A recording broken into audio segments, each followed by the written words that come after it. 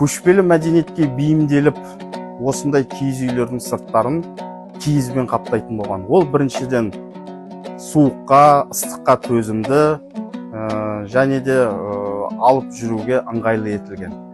Қазақ негізінен қой жүнінен киіз басқан, қойды жылына 2 рет қырыққан, көктемде және күзде.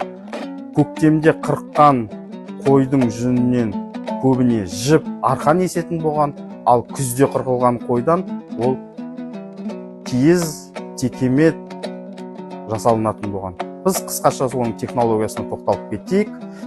Киіздерге салынатын ою-өрнектің негізінен 4 түрі қалыптасқан. Біріншісі ол зооморфтық, екіншісі бұл космогониялық, үшіншісі бұл геометриялық, төртіншісі бұл